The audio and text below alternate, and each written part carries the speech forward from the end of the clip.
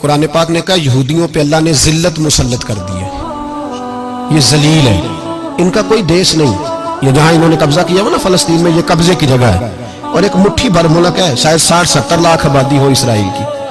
اگر امریکہ اس کی مدد نہ کرے تو اسرائیل قائم نہیں رہ سکتا، اور اس کے گرد 12-14 اسلامی ملک ہیں۔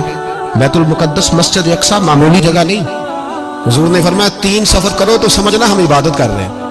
کون کون سے؟ فرمایا اگر بیت اللہ جاؤ تو عبادت سمجھ کے جانا، مسجد نبوی کی طرف جاؤ تو عبادت ہے، اور مسجد اقصیٰ کی طرف جاؤ تو یہ بھی عبادت ہے۔ اور فرمایا مسجد اقصیٰ میں جس نے ایک نماز پڑھی اسے 25,000 نمازوں کا ثواب ملے گا۔ اور میرے رسول پاک نے یہ وہ مسجد ہے جس کے ساتھ معراج شریف جڑا ہوا ہے۔ قرآن پاک نے کہا کہ اس مسجد میں سبحان اللہ اسریٰ بعبدہ لیلا من المسجد الحرام الی المسجد الاقصیٰ۔ مسلمانوں، قرآن کہتا ہے کہ تمہارے معراج کی شان رسول پاک کی مسجد اقصیٰ سے جڑی ہے۔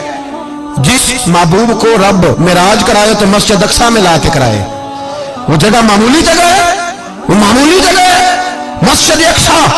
نبی پاک نے وہاں نبیوں کی امامت کرائی، 17 مہینے اس مسجد کی طرف منہ کر کے تیرے اور میرے رسول نے نمازیں پڑھی۔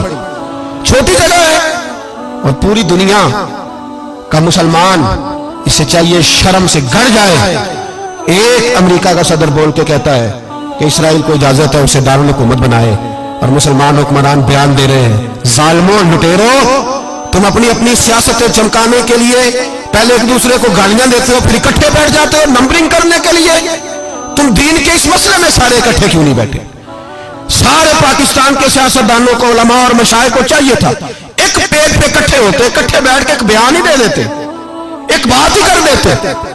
پھر میرا سلوٹ ہے ترکی کے صدر کو، پھر میرا سلوٹ ہے ترکی کے صدر کو۔ عجیب بات ہے نا کہ اس کے پاس ایٹمی طاقت آپ سے کمزور ہے، آپ کی تگڑی ہے۔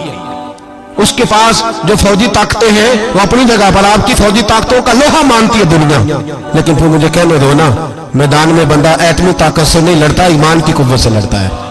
وہ بول اٹھا ہے نا، کیا کر لیا اس نے اپنی پارلیمنٹ سے خطاب کیا۔ اس نے بہت عرصہ پہلے کہا تھا مسجد اقصیٰ میری خواب میں آئی تھی، اور رو کے کہتی تھی آئے مجھے کوئی صلاح الدین ایوبی کا ماننے والا، کوئی آئے مجھے بچائے۔ کہتے میری خواب میں آئی تھی اور روتی تھی، کہتی تھی کوئی آئے۔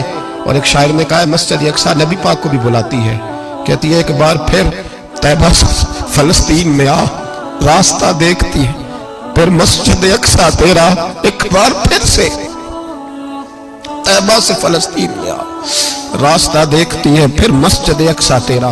کوئی بول رہا ہے نہیں اتنا مقدس مقام، چھوٹے چھوٹے بیانوں، کہیں اکٹھے ہو جاؤ، پیش گوئی کر رہا ہوں بڑی جلدی اس امریکہ کو لوگ ٹوٹتا ہوا دیکھیں گے، اس سے بکھرتا ہوا دیکھیں گے، اس سے لرزتا ہوا دیکھیں گے، اس لیے کہ مقابلے رب رسول سے اتنے آسان نہیں۔